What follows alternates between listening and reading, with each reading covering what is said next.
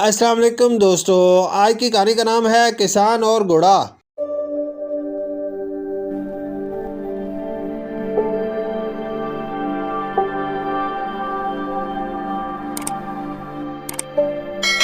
ایک کسان کے پاس ایک نہایت شاندار اور خوبصورت گھوڑا تھا جس پر وہ اپنے جانوروں کے لیے چارہ وغیرہ لایا کرتا تھا۔ جب کبھی کہیں جانا ہوتا تو وہ اسی پر سواری کر لیتا تھا۔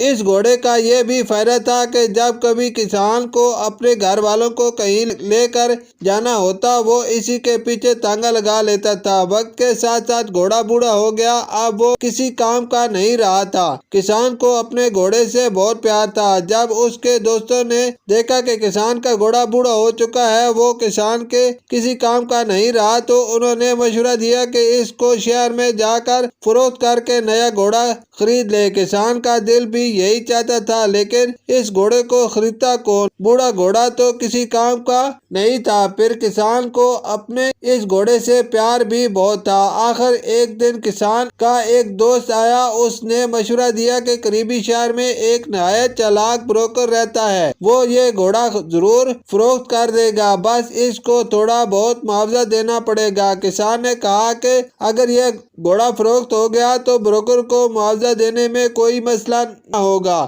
اگلے دن کسان نے گھوڑے کو نہلا دھلا کر تیار کیا اور اسے لے کر شہر کی جانب چل پڑا۔ شہر پہنچ کر اس نے بروکر کا پتہ معلوم کیا اور تھوڑی تگدو کے بعد اسے ڈھونڈ ہی لیا۔ کسان نے بروکر سے کہا، تم میرا یہ گھوڑا بیچ دو تو میں تمہیں اس کا معقول معاوضہ دوں گا۔ بروکر نے کسان کی ساری بات سن کر کہا کہ لو بھائی، یہ تو کوئی مسئلہ ہی نہیں، یہ گھوڑا فروخت کرنا میرے لیے معمولی کام ہے، تم نے کچھ نہیں بولنا، گاہکوں کو متوجہ کرنا میرا کام ہوگا، تم بس ایک طرف جا کر بیٹھ جانا، تمہارا گھوڑا صبح فروخت کروا دوں گا۔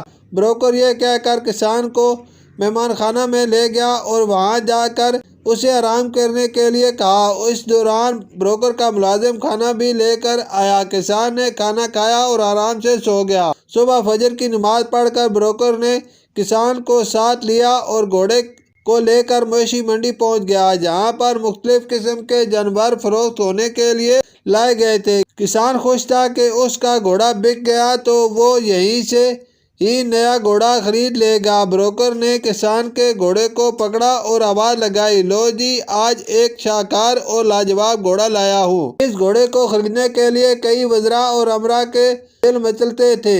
یہ کوئی عام گھوڑا نہیں ہے بلکہ نہایت قیمتی گھوڑا ہے، اس پر تاریخ کی کئی کتابیں لکھی جا چکی ہیں۔ مشہور سوانح عمری میں اس گھوڑے کا ذکر موجود ہے۔ اس گھوڑے پر بیٹھ کر ہمایوں بادشاہ نے جنگ لڑی تھی اور فاتح بنا۔ اس گھوڑے پر ظہیر الدین بابر نے کئی جنگیں لڑی اور کئی علاقے فتح کیے، اور تو اور ہلاکو خان نے بھی اس گھوڑے پر بیٹھ کر دنیا کو فتح کیا تھا۔ سکندر اعظم تو اس گھوڑے کا گدھا تھا، اسی گھوڑے پر بیٹھ کر سکندر اعظم دنیا کو فتح کرنے نکلا تھا۔ یہ گھوڑا کوئی عام گھوڑا نہیں ہے، اس کو خریدنے کے لیے کئی بادشاہوں نے کئی چالیں چلیں، کئی بار لڑائیاں ہوئیں، اس گھوڑے پر کئی مقابلے کیے، لیکن یہ گھوڑا قسمت والوں کے پاس ہی رہتا ہے۔ اس گھوڑے کی ایک اور خاص بات یہ ہے کہ اس پر نہ صرف بادشاہوں بلکہ گلی محلوں میں بھی کئی جھگڑے ہوئے، کئی الیکشن اس گھوڑے کی وجہ سے جیتے گئے ہیں۔ اس کی خوبیوں کی لمبی